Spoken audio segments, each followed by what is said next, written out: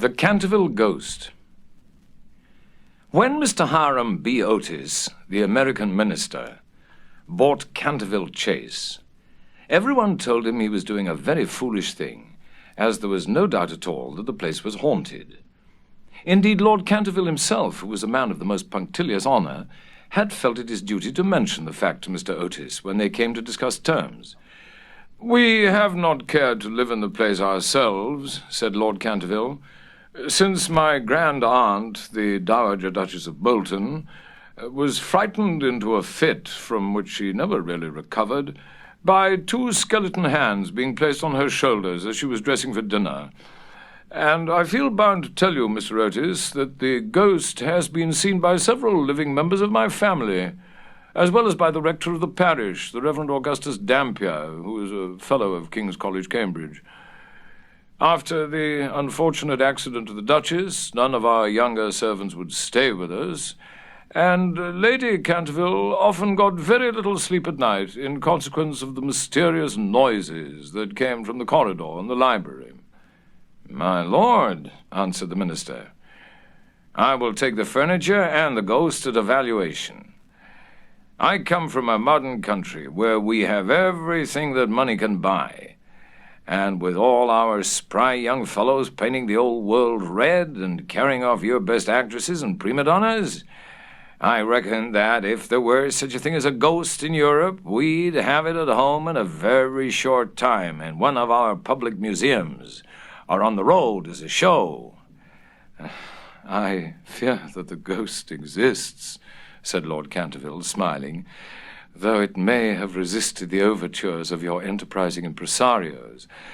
It has been well known for 3 centuries, since 1584, in fact, and always makes its appearance before the death of any member of our family." "Well, so does the family doctor, for that matter, Lord Canterville. But there is no such thing, sir, as a ghost, and I guess the laws of nature are not going to be suspended for the British aristocracy." "You are certainly very natural in America," answered Lord Canterville, who did not quite understand Mr. Otis's last observation. "And if you don't mind a ghost in the house, it's all right. Only, you must remember I warned you." A few weeks after this, the purchase was completed, and at the close of the season, the minister and his family went down to Canterville Chase.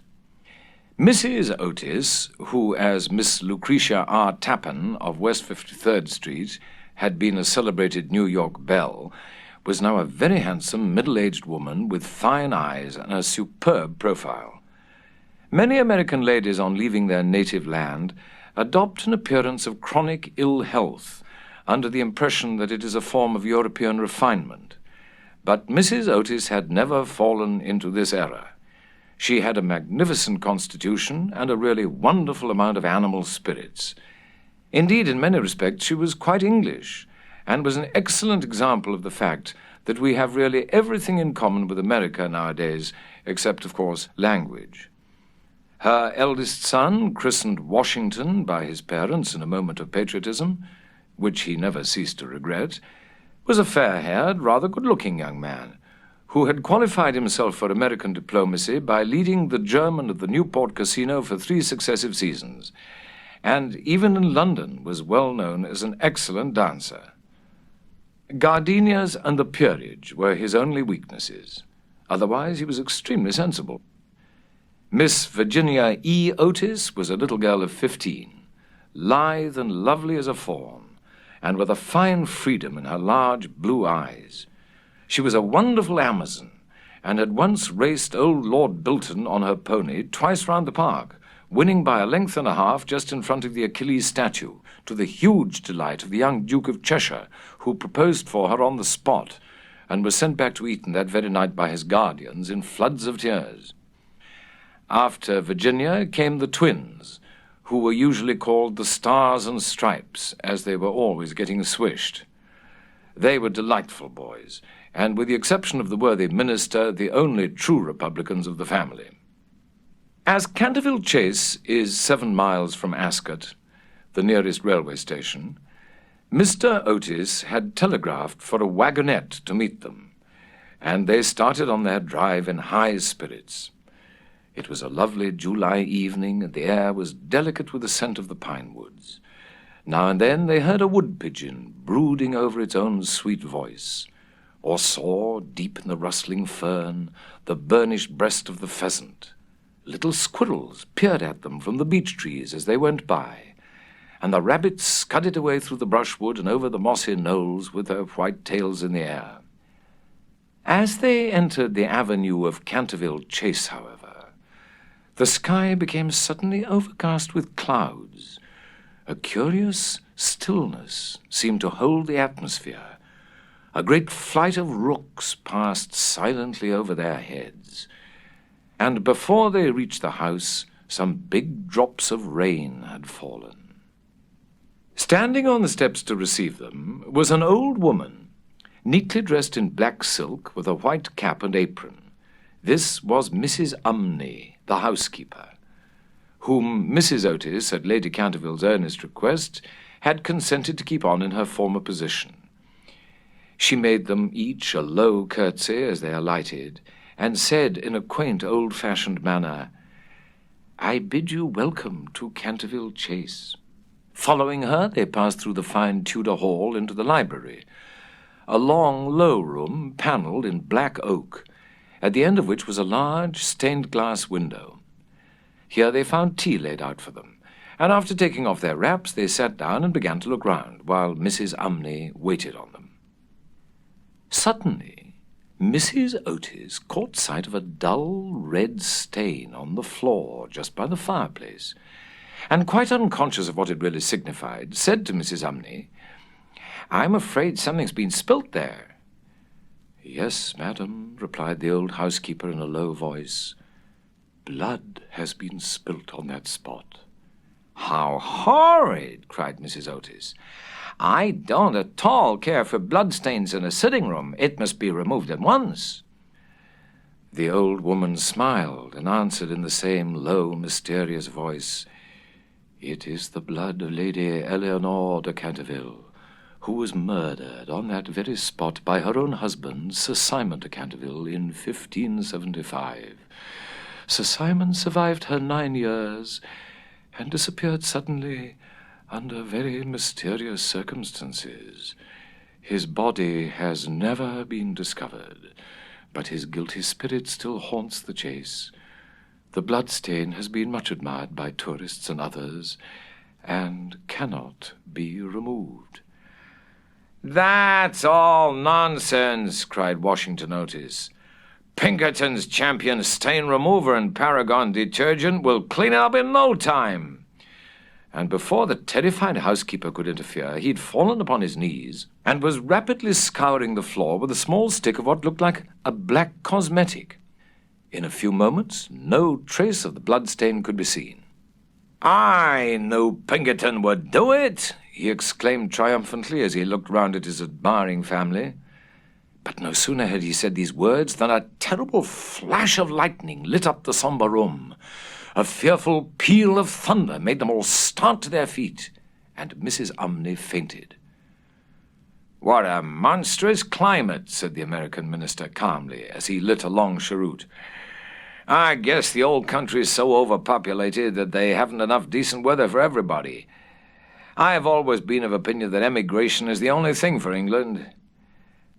"My dear Hiram," cried Mrs. Otis, "what can we do with a woman who faints?" "Charge it to her like breakages," answered the minister. "She won't faint after that." And in a few moments Mrs. Umney certainly came to. There was no doubt, however, that she was extremely upset, and she sternly warned Mr. Otis to beware of some trouble coming to the house. "I have seen things with my own eyes, sir," she said, "that would make any Christian's hair stand on end. And many a night I have not closed my eyes in sleep for the awful things that are done here." Mr. Otis, however, and his wife warmly assured the honest soul that they were not afraid of ghosts, and after invoking the blessings of Providence on her new master and making arrangements for an increase of salary, the old housekeeper tottered off to her own room.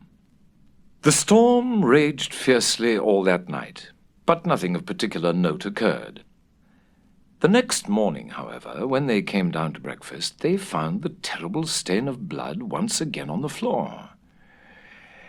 "I don't think it can be the fault of the Paragon detergent," said Washington, "for I've tried it with everything. It must be the ghost." He accordingly rubbed out the stain a second time, but the second morning it appeared again. The third morning also it was there, though the library had been locked up at night by Mr. Otis himself and the key carried upstairs. The whole family were now quite interested. Mr. Otis began to suspect that he had been too dogmatic in his denial of the existence of ghosts. Mrs. Otis expressed her intention of joining the Psychical Society, and Washington prepared a long letter to Messrs. Myers and Podmore on the subject of the permanence of sanguineous stains when connected with crime. That night all doubts about the objective existence of phantasmata were removed forever. The day had been warm and sunny, and in the cool of the evening the whole family went out for a drive. They did not return home till 9 o'clock, when they had a light supper. The conversation in no way turned upon ghosts, so there were not even those primary conditions of receptive expectation which so often precede the presentation of psychical phenomena. The subjects discussed, as I have since learned from Mr. Otis, were merely such as form the ordinary conversation of cultured Americans of the better class, such as the immense superiority of Miss Fanny Davenport over Sarah Bernhardt as an actress, the difficulty of obtaining green corn, buckwheat cakes, and hominy, even in the best English houses, the importance of Boston in the development of the world's soul, the advantages of the baggage check system in railway travelling, and the sweetness of the New York accent as compared to the London drawl. No mention at all was made of the supernatural, nor was Sir Simon de Canterville alluded to in any way. At 11 o'clock the family retired, and by past all the lights were out. Some time after, Mr. Otis was awakened by a curious noise in the corridor outside his room. It sounded like the clank of metal, and seemed becoming nearer every moment. He got up at once and struck a match, and looked at the time. It was exactly 1 o'clock. He was quite calm, and felt his pulse, which was not at all feverish. The strange noise still continued, and with it he heard distinctly the sound of footsteps. He put on his slippers, took a small oblong file out of his dressing-case, and opened the door. Right in front of him he saw, in the wan moonlight, an old man of terrible aspect. His eyes were as red burning coals, long grey hair fell over his shoulders in matted coils. His garments, which were of antique cut, were soiled and ragged, and from his wrists and ankles hung heavy manacles and rusty gyves. "My dear sir," said Mr. Otis, "I really must insist on your oiling those chains, and have brought you, for that purpose, a small bottle of the Tammany Rising Sun Lubricator. It is said to be completely efficacious upon one application, and there are several testimonials to that effect on the wrapper from some of our most eminent native divines. I shall leave it here for you by the bedroom candles, and will be happy to supply you with more should you require it." With these words, the United States minister laid the bottle down on a marble table, and, closing his door, retired to rest. For a moment, the Canterville ghost stood quite motionless in natural indignation. Then, dashing the bottle violently upon the polished floor, he fled down the corridor, uttering hollow groans, and emitting a ghastly green light.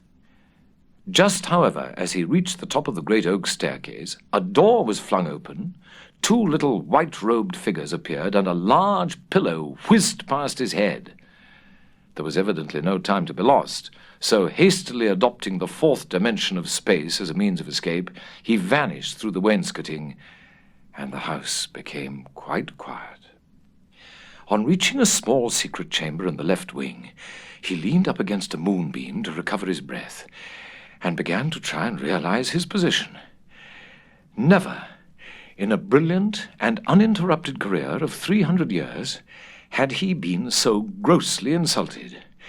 He thought of the Dowager Duchess, whom he had frightened into a fit as she stood before the glass in her lace and diamonds, of the 4 housemaids who had gone off into hysterics when he merely grinned at them through the curtains of one of the spare bedrooms, of the rector of the parish, whose candle he had blown out as he was coming late one night from the library, and who had been under the care of Sir William Gull ever since, a perfect martyr to nervous disorders, and of old Madame de Tremouillac, who, having wakened up one morning early and seen a skeleton seated in an armchair by the fire reading her diary, had been confined to her bed for 6 weeks with an attack of brain fever, and, on her recovery, had become reconciled to the Church and broken off her connection with that notorious sceptic, Monsieur de Voltaire. He remembered the terrible night when the wicked Lord Canterville was found choking in his dressing-room, with the knave of diamonds halfway down his throat, and confessed, just before he died, that he had cheated Charles James Fox out of £50,000 at Crockford's by means of that very card, and swore that the ghost had made him swallow it. All his great achievements came back to him again, from the butler who had shot himself in the pantry because he had seen a green hand tapping at the window pane, to the beautiful Lady Stutfield, who was always obliged to wear a black velvet band round her throat to hide the mark of 5 fingers burnt upon her white skin, and who drowned herself at last in the carp pond at the end of the King's Walk. With the enthusiastic egotism of the true artist, he went over his most celebrated performances, and smiled bitterly to himself as he recalled to mind his last appearance as Red Reuben, or the Strangled Babe, his debut as Gaunt Gibeon, the bloodsucker of Bexley Moor, and the furore he had excited one lovely June evening by merely playing 9-pins with his own bones upon the lawn tennis ground. And after all this, some wretched modern Americans were to come and offer him the Rising Sun lubricator and throw pillows at his head? It was quite unbearable. Besides, no ghosts in history had ever been treated in this manner. Accordingly, he determined to have vengeance, and remained till daylight in an attitude of deep thought. The next morning, when the Otis family met at breakfast, they discussed the ghost at some length. The United States minister was naturally a little annoyed to find that his present had not been accepted. "I have no wish," he said, "to do the ghost any personal injury, and I must say that, considering the length of time he's been in the house, I don't think it's at all polite to throw pillows at him." A very just remark, at which, I'm sorry to say, the twins burst into shouts of laughter. "Upon the other hand," he continued, "if he really declines to use the Rising Sun lubricator, we shall have to take his chains from him. It'd be quite impossible to sleep with such a noise going on outside the bedrooms."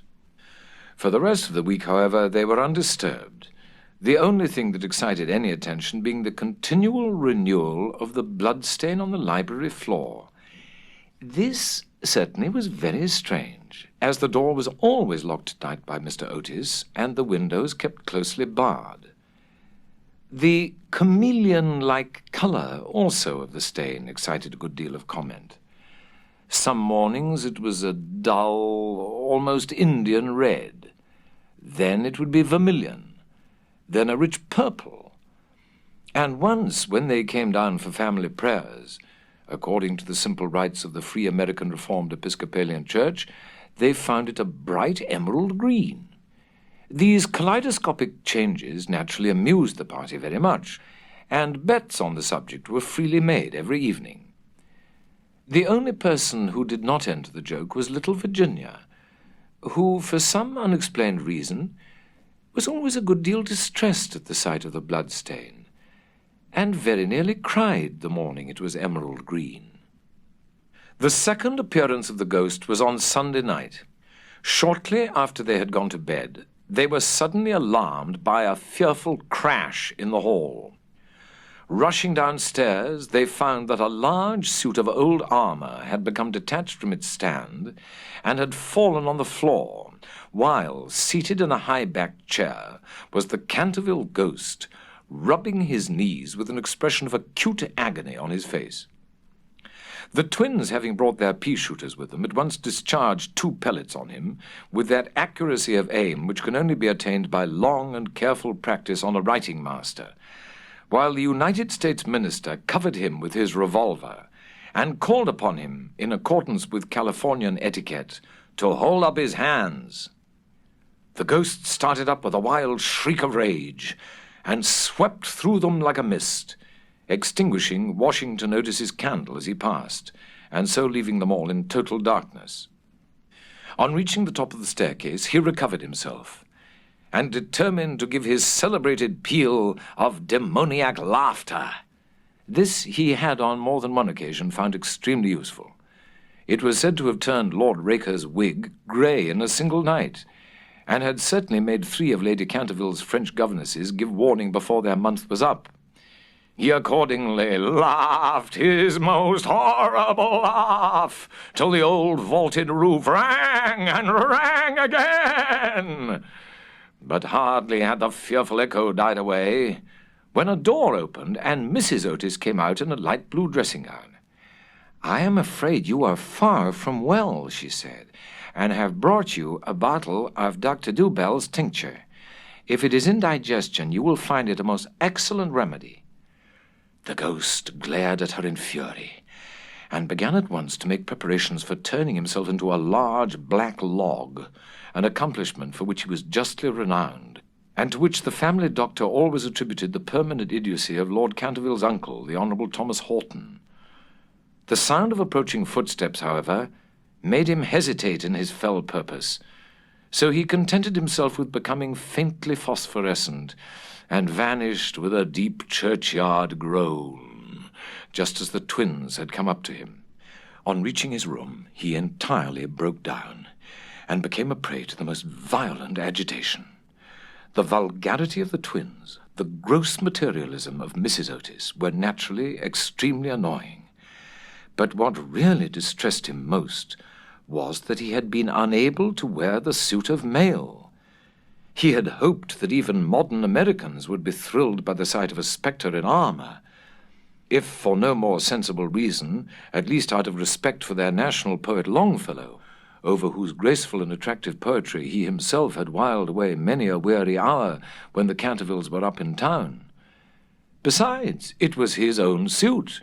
He had worn it with great success at the Kenilworth tournament, and been highly complimented on it by no less a person than the Virgin Queen herself. Yet, when he had put it on, he had been completely overpowered by the weight of the huge breastplate and steel casque, and had fallen heavily on the stone pavement, barking both his knees severely, and bruising the knuckles of his right hand. For some days after this he was extremely ill, and hardly stirred out of his room at all, except to keep the blood stain in proper repair. However, by taking great care of himself, he recovered, and resolved to make a 3rd attempt to frighten the United States minister and his family. He selected Friday, the 17th of August, for his appearance, and spent most of that day in looking over his wardrobe, ultimately deciding in favor of a large slouched hat with a red feather, a winding sheet frilled at the wrists and neck, and a rusty dagger. Towards evening, a violent storm of rain came on, and the wind was so high that all the windows and doors in the old house shook and rattled. In fact, it was just such weather as he loved. His plan of action was this. He was to make his way quietly to Washington Otis's room, gibber at him from the foot of the bed, and stab himself 3 times in the throat to the sound of slow music. He bore Washington a special grudge, being quite aware that it was he who was in the habit of removing the famous Canterville bloodstain by means of Pinkerton's Paragon detergent. Having reduced the reckless and foolhardy youth to a condition of abject terror, he was then to proceed to the room occupied by the United States minister and his wife, and there to place a clammy hand on Mrs. Otis's forehead, while he hissed into her trembling husband's ear the awful secrets of the charnel house. With regard to little Virginia, he had not quite made up his mind. She had never insulted him in any way, and was pretty and gentle. A few hollow groans from the wardrobe, he thought, would be more than sufficient. Or, if that failed to wake her, he might grabble at the counterpane with palsy-twitching fingers. As for the twins, he was quite determined to teach them a lesson. The first thing to be done was, of course, to sit upon their chests so as to produce the stifling sensation of nightmare. Then, as their beds were quite close to each other, to stand between them in the form of a green, icy cold corpse till they became paralyzed with fear, and finally to throw off the winding sheet and crawl round the room with white bleached bones and one rolling eyeball, in the character of Dumb Daniel or the Suicide Skeleton, a role in which he had on more than one occasion produced a great effect, and which he considered quite equal to his famous part of Martin the Maniac or the Masked Mystery. At 10:30 he heard the family going to bed. For some time he was disturbed by wild shrieks of laughter from the twins, who, with the light-hearted gaiety of schoolboys, were evidently amusing themselves before they retired to rest. But at 11:15 all was still, and as midnight sounded, he sallied forth. The owl beat against the window panes, the raven croaked from the old yew tree, and the wind wandered moaning round the house like a lost soul. But the Otis family slept, unconscious of their doom, and high above the rain and storm he could hear the steady snoring of the Minister for the United States. He stepped stealthily out of the wainscoting, with an evil smile on his cruel, wrinkled mouth, and the moon hid her face in a cloud as he stole past the great oriel window, where his own arms and those of his murdered wife were blazoned in azure and gold. On and on he glided like an evil shadow, the very darkness seeming to loathe him as he passed.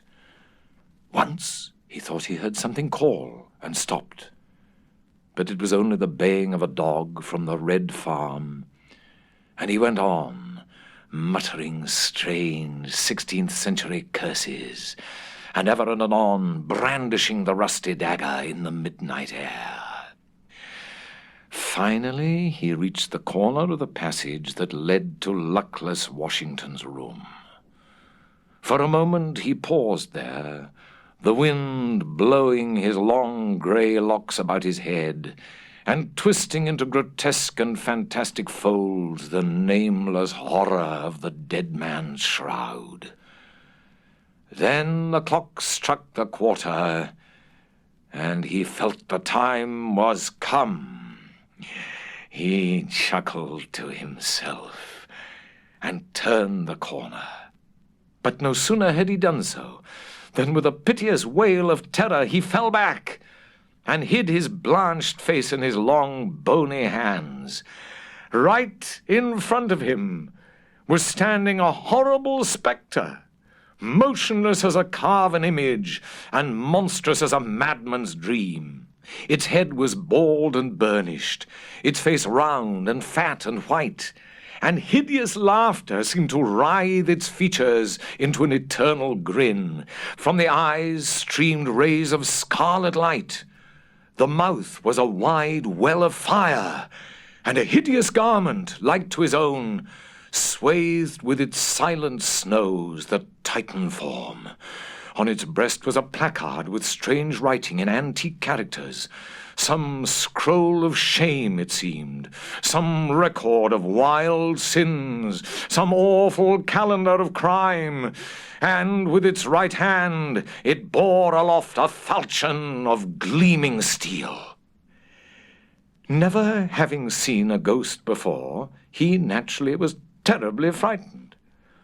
And after a second hasty glance at the awful phantom, he fled back to his room, tripping up in his long winding sheet as he sped down the corridor, and finally dropping the rusty dagger into the minister's jack-boots, where it was found in the morning by the butler. Once in the privacy of his own apartment, he flung himself down on a small pallet bed and hid his face under the clothes. After a time, however, the brave old Canterville spirit asserted itself, and he determined to go and speak to the other ghost as soon as it was daylight. Accordingly, just as the dawn was touching the hills with silver, he returned towards the spot where he had first laid eyes on the grisly phantom, feeling that, after all, two ghosts were better than one, and that by the aid of his new friend he might safely grapple with the twins. On reaching the spot, however, a terrible sight met his gaze. Something had evidently happened to the spectre, for the light had entirely faded from its hollow eyes. The gleaming falchion had fallen from its hand, and it was leaning up against the wall in a strained and uncomfortable attitude. He rushed forward and seized it in his arms, when, to his horror, the head slipped off and rolled on the floor. The body assumed a recumbent posture, and he found himself clasping a white dimity bed curtain with a sweeping brush, a kitchen cleaver, and a hollow turnip lying at his feet. Unable to understand this curious transformation, he clutched the placard with feverish haste, and there, in the grey morning light, he read these fearful words: "Ye Otis ghost, ye only true and original spook, beware of ye imitations, all others are counterfeit." The whole thing flashed across him. He had been tricked, foiled, and outwitted. The old Canterville look came into his eyes. He ground his toothless gums together, and raising his withered hands high above his head, swore, according to the picturesque phraseology of the antique school, that when Chanticleer had sounded twice his merry horn, deeds of blood would be wrought, and murder walk abroad with silent feet. Hardly had he finished this awful oath when, from the red-tiled roof of a distant homestead, a cock crew. He laughed a long, low, bitter laugh, and waited. Hour after hour he waited, but the cock, for some strange reason, did not crow again. Finally, at 7:30, the arrival of the housemaids made him give up his fearful vigil, and he stalked back to his room, thinking of his vain hope and baffled purpose. There he consulted several books of ancient chivalry, of which he was exceedingly fond, and found that on every occasion on which his oath had been used, Chanticleer had always crowed a second time. "Perdition seize the naughty fowl," he muttered. "I have seen the day when, with my stout spear, I would have run him through the gorge and made him crow for me, and 'twere in death." He then retired to a comfortable lead coffin and stayed there till evening. The next day the ghost was very weak and tired. The terrible excitement of the last 4 weeks was beginning to have its effect. His nerves were completely shattered, and he started at the slightest noise. For 5 days he kept his room, and at last made up his mind to give up the point of the blood-stain on the library floor. If the Otis family did not want it, they clearly did not deserve it. They were evidently people on a low material plane of existence, and quite incapable of appreciating the symbolic value of sensuous phenomena. The question of phantasmic apparitions and the development of astral bodies was, of course, quite a different matter, and really not under his control. It was his solemn duty to appear in the corridor once a week, and to gibber from the large oriel window on the first and third Wednesday in every month, and he did not see how he could honourably escape from his obligations. It is quite true that his life had been very evil, but upon the other hand he was most conscientious in all things connected with the supernatural. For the next 3 Saturdays, accordingly, he traversed the corridor as usual between midnight and 3 o'clock, taking every possible precaution against being either heard or seen. He removed his boots, trod as lightly as possible on the old worm-eaten boards, wore a large black velvet cloak, and was careful to use the rising sun lubricator for oiling his chains. I am bound to acknowledge that it was with a good deal of difficulty that he brought himself to adopt this last mode of protection. However, one night, while the family were at dinner, he slipped into Mr. Otis's bedroom and carried off the bottle. He felt a little humiliated at first, but afterwards was sensible enough to see that there was a great deal to be said for the invention, and to a certain degree it served his purpose. Still, in spite of everything, he was not left unmolested. Strings were continually being stretched across the corridor, over which he tripped in the dark, and on one occasion, while dressed for the part of Black Isaac or the huntsman of Hogley Woods, he met with a severe fall through treading on a butter slide, which the twins had constructed from the entrance of the tapestry chamber to the top of the oak staircase. This last insult so enraged him that he resolved to make one final effort to assert his dignity and social position, and determined to visit the insolent young Etonians the next night in his celebrated character of Reckless Rupert, or the Headless Earl. He had not appeared in this disguise for more than 70 years. In fact, not since he had so frightened pretty Lady Barbara Modish by means of it, that she suddenly broke off her engagement with the present Lord Canterville's grandfather and ran away to Gretna Green with handsome Jack Castleton, declaring that nothing in the world would induce her to marry into a family that allowed such a horrible phantom to walk up and down the terrace at twilight. Poor Jack was afterwards shot in a duel by Lord Canterville on Wandsworth Common, and Lady Barbara died of a broken heart at Tunbridge Wells before the year was out. So, in every way, it had been a great success. It was, however, an extremely difficult make-up, if I may use such a theatrical expression, in connection with one of the greatest mysteries of the supernatural, or, to employ a more scientific term, the higher natural world, and it took him fully 3 hours to make his preparations. At last, everything was ready, and he was very pleased with his appearance.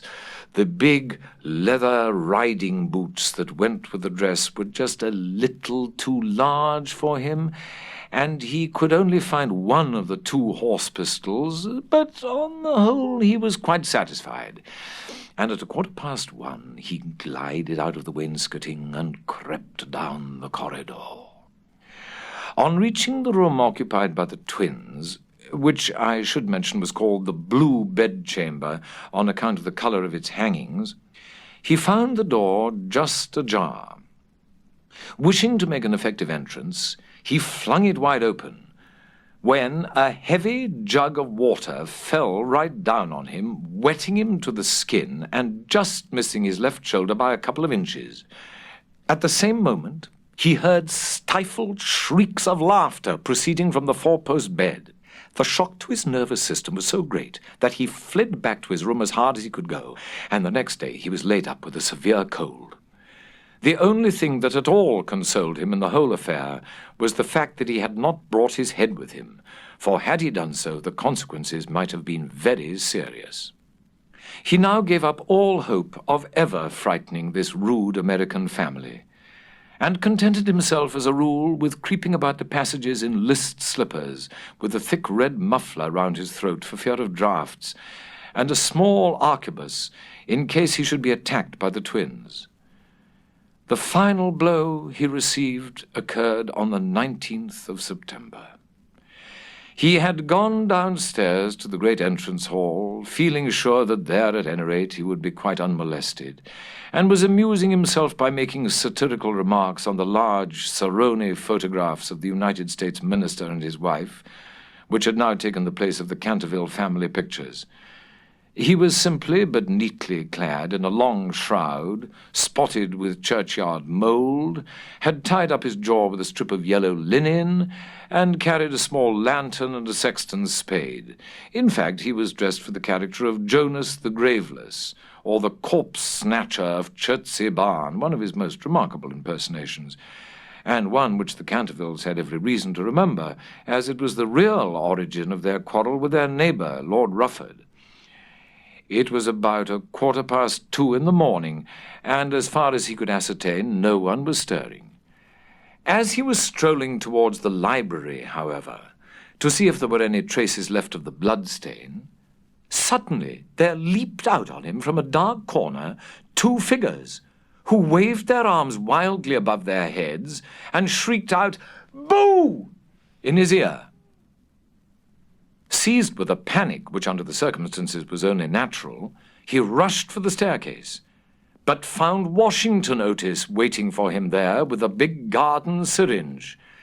And being thus hemmed in by his enemies on every side, and driven almost to bay, he vanished into the great iron stove, which, fortunately for him, was not lit, and had to make his way home through the flues and chimneys, arriving at his own room in a terrible state of dirt, disorder, and despair. After this, he was not seen again on any nocturnal expedition. The twins lay in wait for him on several occasions, and strewed the passages with nutshells every night, to the great annoyance of their parents and the servants. But it was of no avail. It was quite evident that his feelings were so wounded that he would not appear. Mr. Otis consequently resumed his great work on the history of the Democratic Party, on which he had been engaged for some years. Mrs. Otis organized a wonderful clam bake which amazed the whole county. The boys took to lacrosse, euchre, poker, and other American national games, and Virginia rode about the lanes on her pony, accompanied by the young Duke of Cheshire, who had come to spend the last week of his holidays at Canterville Chase. It was generally assumed that the ghost had gone away, and, in fact, Mr. Otis wrote a letter to that effect to Lord Canterville, who in reply expressed his great pleasure at the news, and sent his best congratulations to the minister's worthy wife. The Otises, however, were deceived, for the ghost was still in the house, and though now almost an invalid, was by no means ready to let matters rest, particularly as he had heard that among the guests was the young Duke of Cheshire, whose grand-uncle, Lord Francis Stilton, had once bet 100 guineas with Colonel Carberry that he would play dice with the Canterville ghost, and was found the next morning lying on the floor of the card-room in such a helpless paralytic state that though he lived on to a great age, he was never able to say anything again but double sixes. The story was well known at the time, though, of course, out of respect to the feelings of the 2 noble families, every attempt was made to hush it up, and a full account of all the circumstances connected with it will be found in the 3rd volume of Lord Tattle's Recollections of the Prince Regent and His Friends. The ghost, then, was naturally very anxious to show that he had not lost his influence over the Stiltons, with whom, indeed, he was distantly connected, his own first cousin having been married en secondes noces to the Sieur de Bulkeley, from whom, as everyone knows, the Dukes of Cheshire are lineally descended. Accordingly, he made arrangements for appearing to Virginia's little lover in his celebrated impersonation of the Vampire Monk, or the Bloodless Benedictine, a performance so horrible that when old Lady Startup saw it, which she did on one fatal New Year's Eve in the year 1764, she went off into the most piercing shrieks, which culminated in violent apoplexy and died in 3 days after disinheriting the Cantervilles, who were her nearest relations, and leaving all her money to her London apothecary. At the last moment, however, his terror of the twins prevented his leaving his room, and the little Duke slept in peace under the great feathered canopy in the royal bedchamber, and dreamed of Virginia. A few days after this, Virginia and her curly-haired cavalier went out riding on Brockley Meadows, where she tore her habit so badly in getting through a hedge that on their return home she made up her mind to go up by the back staircase so as not to be seen. As she was running past the tapestry chamber, the door of which happened to be open, she fancied she saw someone inside, and thinking it was her mother's maid, who sometimes used to bring her work there, looked in to ask her to mend her habit. To her immense surprise, however, it was the Canterville ghost himself. He was sitting by the window, watching the ruined gold of the yellowing trees fly through the air, and the red leaves dancing madly down the long avenue. His head was leaning on his hand, and his whole attitude was one of extreme depression. Indeed, so forlorn and so much out of repair did he look, that little Virginia, whose first idea had been to run away and lock herself in her room, was filled with pity and determined to try and comfort him. So light was her footfall, and so deep his melancholy, that he was not aware of her presence till she spoke to him. "I am so sorry for you," she said, "but my brothers are going back to Eton tomorrow, and then, if you behave yourself, no one will annoy you." "It is absurd asking me to behave myself," he answered, looking round in astonishment at the pretty little girl who had ventured to address him. "Quite absurd. I must rattle my chains and groan through keyholes and walk about at night, if that is what you mean. It is my only reason for existing." "It is no reason at all for existing, and you know you've been very wicked. Mrs. Umney told us the first day we arrived here that you'd killed your wife." "Well, I quite admit it," said the ghost petulantly, "but it was a purely family matter and concerned no one else." "It is very wrong to kill anyone," said Virginia, who at times had a sweet Puritan gravity caught from some old New England ancestor. "Oh, I hate the cheap severity of abstract ethics. My wife was very plain, never had my ruffs properly starched, and knew nothing about cookery.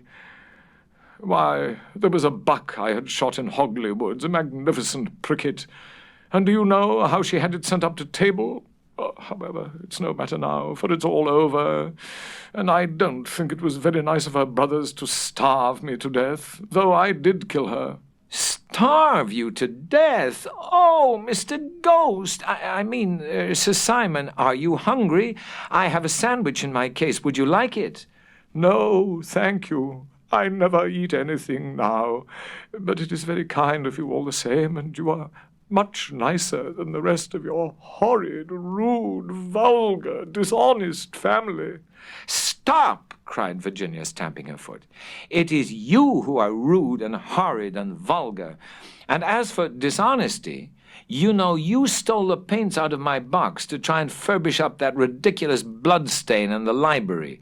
First you took all my reds, including the vermilion, and I couldn't do any more sunsets. Then you took the emerald green and the chrome yellow, and finally I had nothing left but indigo and Chinese white, and could only do moonlight scenes, which are always depressing to look at and not at all easy to paint. I never told on you, though I was very much annoyed. And it is most ridiculous, the whole thing, for whoever heard of emerald green blood?" "Well, really," said the ghost rather meekly, "what was I to do? It is a very difficult thing to get real blood nowadays. And as your brother began it all with his Paragon detergent, I certainly saw no reason why I should not have your paints. As for colour, that is always a matter of taste. The Cantervilles have blue blood, for instance, the very bluest in England. But I know you Americans don't care for things of this kind." "You know nothing about it, and the best thing you can do is emigrate and improve your mind. My father will be only too happy to give you a free passage, And though there is a heavy duty on spirits of every kind, there will be no difficulty about the custom house, as the officers are all Democrats.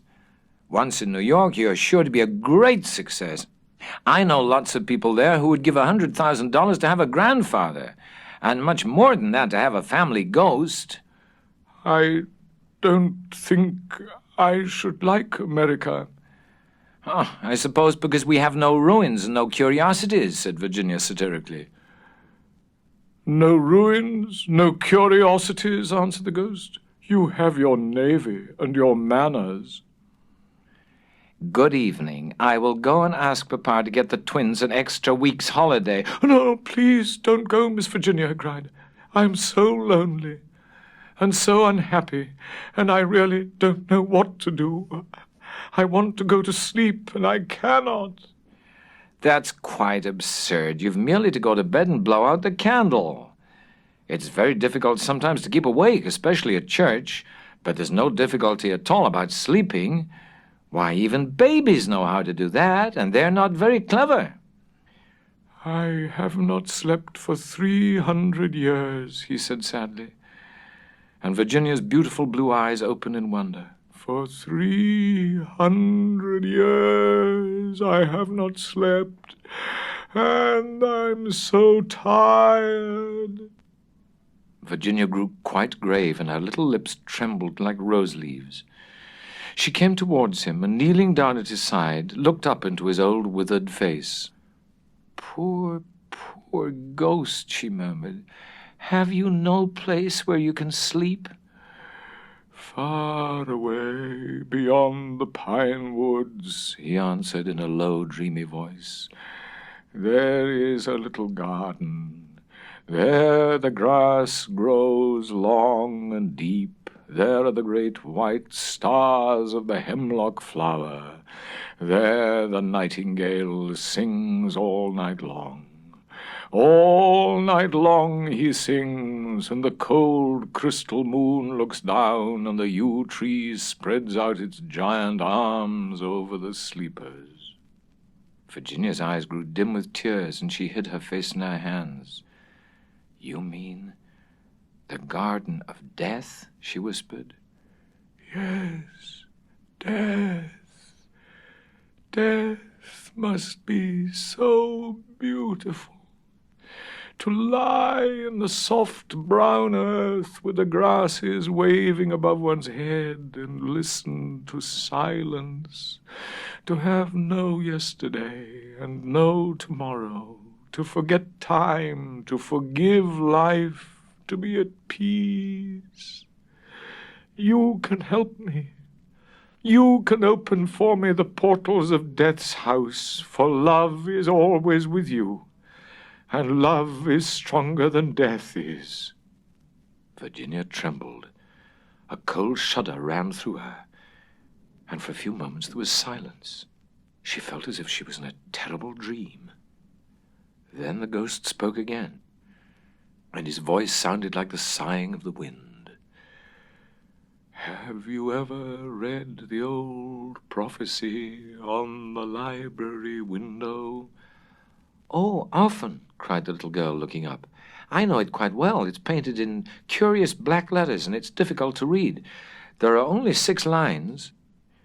When a golden girl can win prayer from out the lips of sin, when the barren almond bears, and a little child gives away its tears, then shall all the house be still, and peace come to Canterville.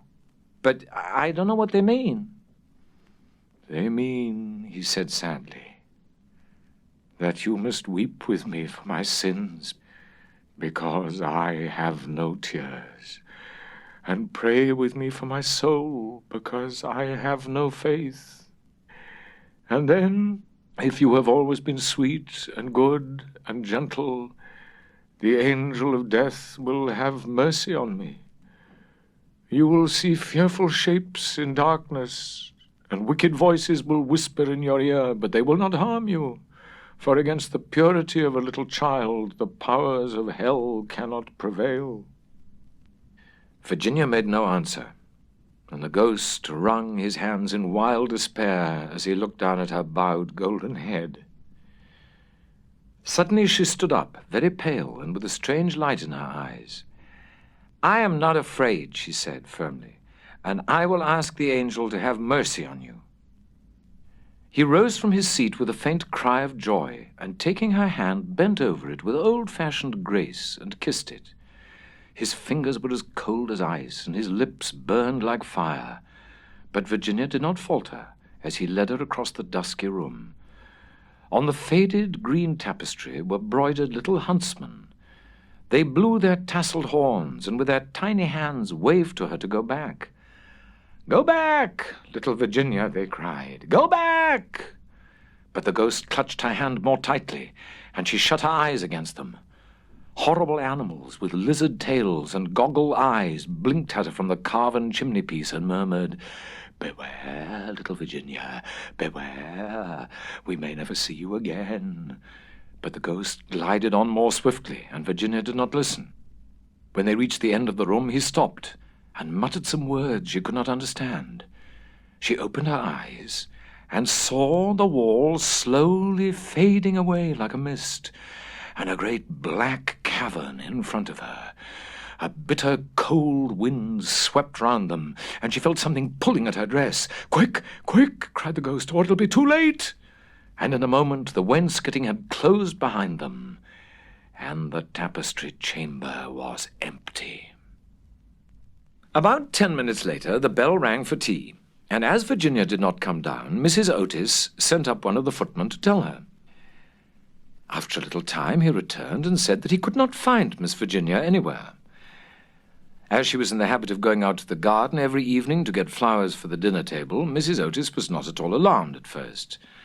But when 6 o'clock struck and Virginia did not appear, she became really agitated, and sent the boys out to look for her, while she herself and Mr. Otis searched every room in the house. At 6:30, the boys came back and said that they could find no trace of their sister anywhere.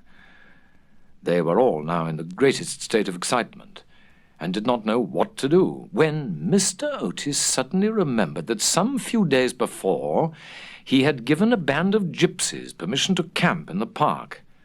He accordingly at once set off for Blackfell Hollow, where he knew they were, accompanied by his eldest son and 2 of the farm servants. The little Duke of Cheshire, who was perfectly frantic with anxiety, begged hard to be allowed to go too, but Mr. Otis would not allow him, as he was afraid there might be a scuffle. On arriving at the spot, however, he found that the gypsies had gone, and it was evident that their departure had been rather sudden, as the fire was still burning and some plates were lying on the grass. Having sent off Washington and the 2 men to scour the district, he ran home and dispatched telegrams to all the police inspectors in the county, telling them to look out for a little girl who had been kidnapped by tramps or gypsies. He then ordered his horse to be brought round, and after insisting on his wife and the 3 boys sitting down to dinner, rode off down the Ascot Road with a groom. He had hardly, however, gone a couple of miles when he heard somebody galloping after him, and looking round, saw the little Duke coming up on his pony, with his face very flushed and no hat.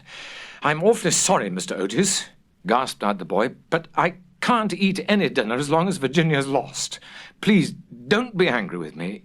If you had let us be engaged last year, there would never have been all this trouble. You won't send me back, will you? I can't go. I won't go." The minister could not help smiling at the handsome young scapegrace, and was a good deal touched at his devotion to Virginia. So, leaning down from his horse, he patted him kindly on the shoulders and said, "Well, Cecil, if you won't go back, I suppose you must come with me, but I must get you a hat at Ascot." "Oh, bother my hat! I want Virginia," cried the little Duke, laughing, and they galloped on to the railway station. There, Mr. Otis inquired of the station master if anyone answering the description of Virginia had been seen on the platform, but could get no news of her. The station master, however, wired up and down the line and assured him that a strict watch would be kept for her, and after having bought a hat for the little Duke from a linen draper who was just putting up his shutters, Mr. Otis rode off to Bexley, a village about 4 miles away, which he was told was a well-known haunt of the gypsies, as there was a large common next to it. Here they roused up the rural policeman, but could get no information from him, and after riding all over the common, they turned their horses' heads homewards and reached the Chase about 11 o'clock, dead tired and almost heartbroken. They found Washington and the twins waiting for them at the gatehouse with lanterns, as the avenue was very dark. Not the slightest trace of Virginia had been discovered. The gypsies had been caught on Brockley Meadows, but she was not with them, and they had explained their sudden departure by saying that they had mistaken the date of Chawton Fair and had gone off in a hurry for fear they might be late. Indeed, they had been quite distressed at hearing of Virginia's disappearance, as they were very grateful to Mr. Otis for having allowed them to camp in his park, and 4 of their number had stayed behind to help in the search. The carp pond had been dragged, and the whole Chase thoroughly gone over, but without any result. It was evident that for that night, at any rate, Virginia was lost to them. And it was in a state of the deepest depression that Mr. Otis and the boys walked up to the house, the groom following behind with the 2 horses and the pony. In the hall, they found a group of frightened servants, and lying on a sofa in the library was poor Mrs. Otis, almost out of her mind with terror and anxiety, and having her forehead bathed with eau de cologne by the old housekeeper. Mr. Otis at once insisted on her having something to eat, and ordered up supper for the whole party. It was a melancholy meal, as hardly anyone spoke, and even the twins were awestruck and subdued, as they were very fond of their sister.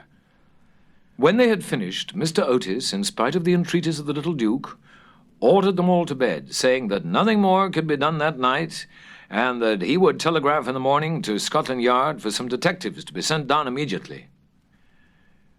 Just as they were passing out of the dining room, midnight began to boom from the clock tower. And when the last stroke sounded, they heard a crash and a sudden shrill cry. A dreadful peal of thunder shook the house. A strain of unearthly music floated through the air. A panel at the top of the staircase flew back with a loud noise, and out on the landing, looking very pale and white, with a little casket in her hand, stepped Virginia. In a moment they had all rushed up to her.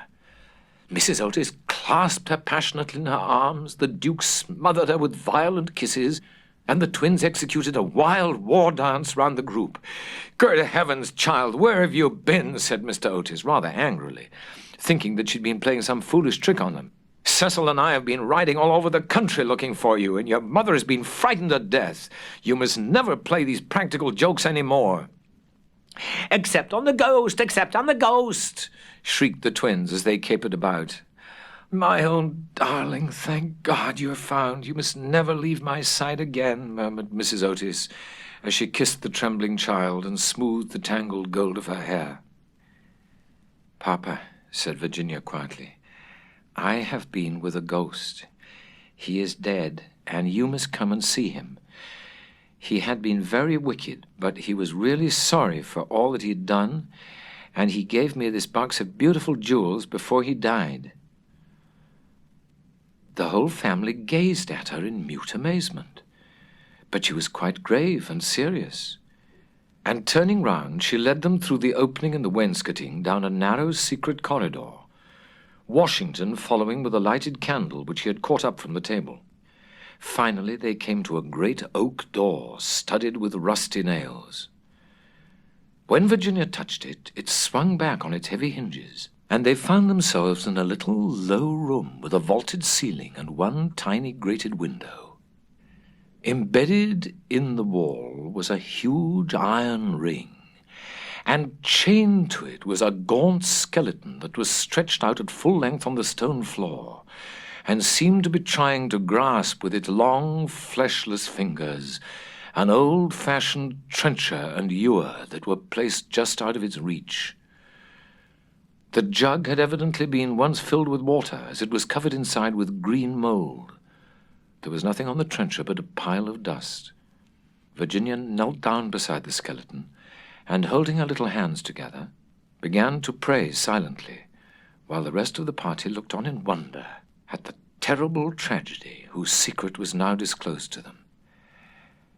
"Hallo!" suddenly exclaimed one of the twins, who had been looking out of the window to try and discover in what wing of the house the room was situated. Hello, the old withered almond tree has blossomed. I can see the flowers plainly in the moonlight.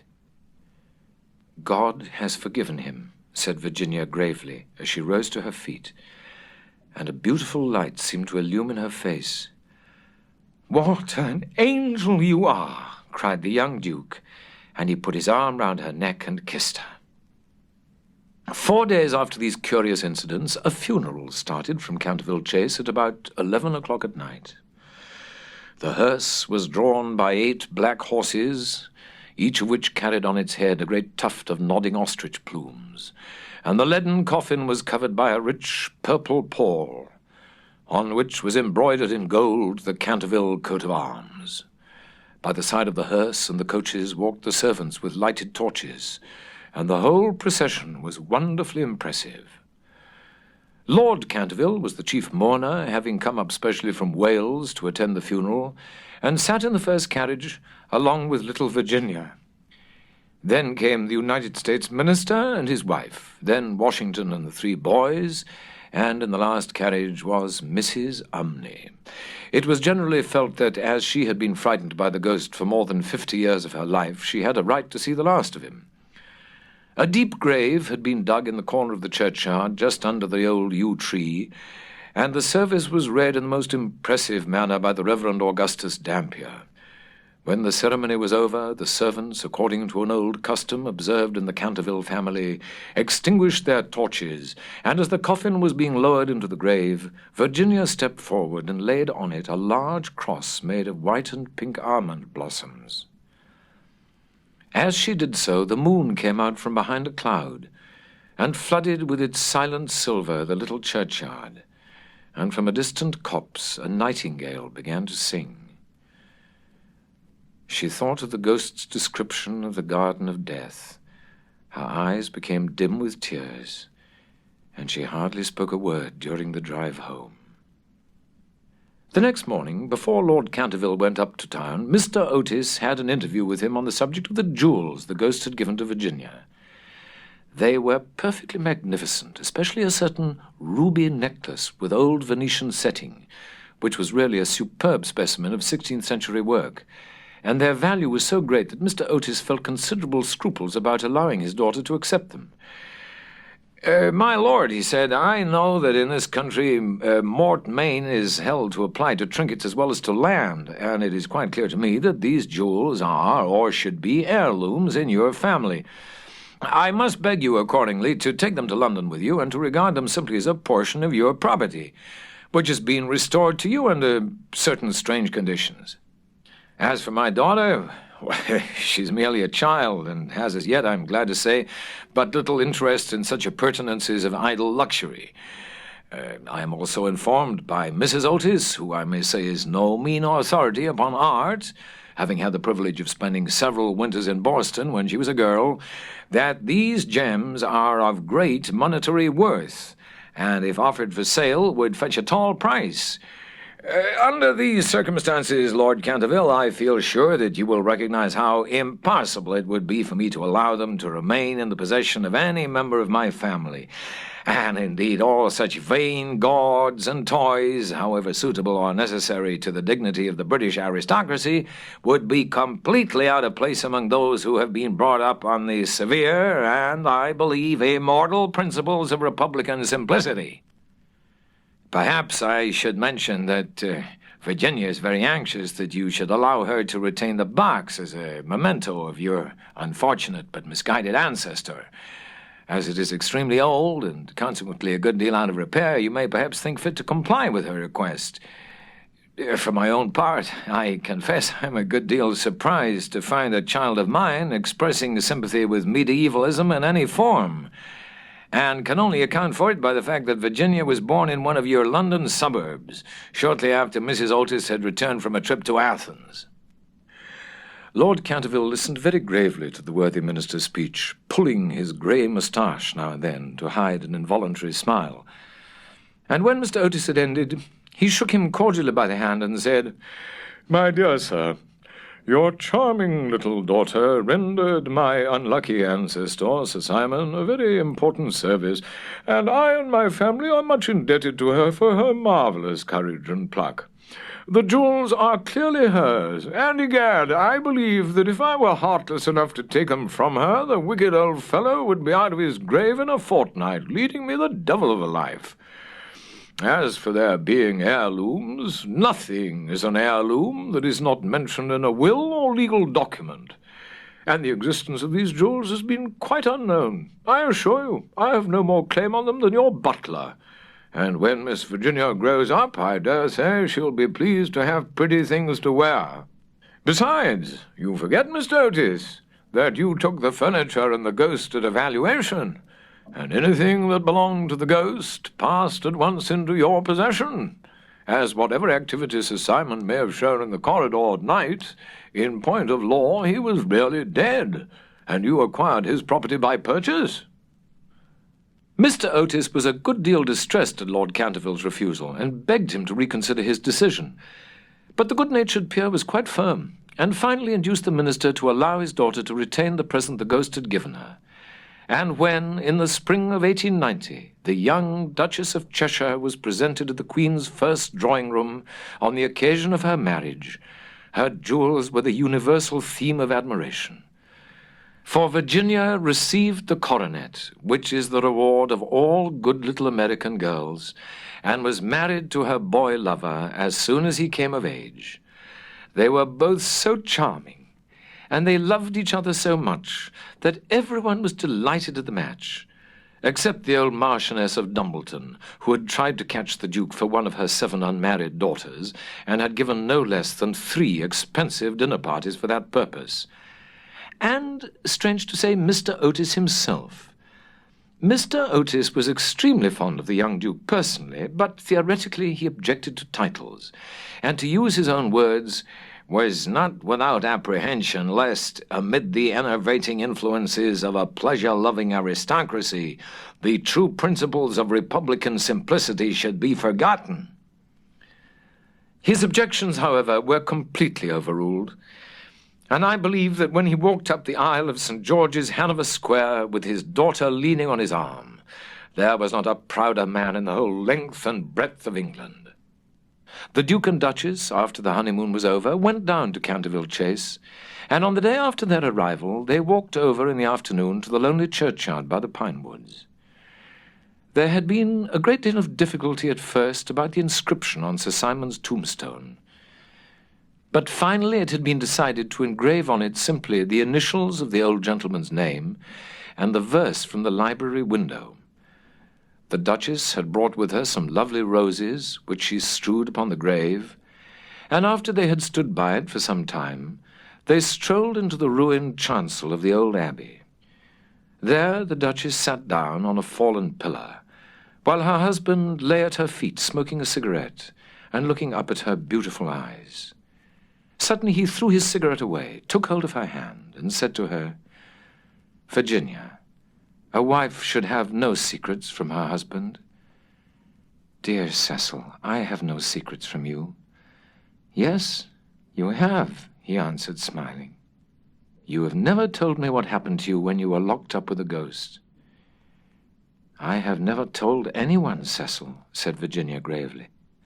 "I know that, but you might tell me." "Please don't ask me, Cecil. I cannot tell you. Poor Sir Simon. I owe him a great deal. Yes, don't laugh, Cecil. I really do. He made me see what life is and what death signifies, and why love is stronger than both."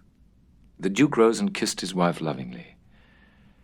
"You can have your secret as long as I have your heart," he murmured. "You have always had that, Cecil. And you will tell our children someday, won't you?" Virginia blushed.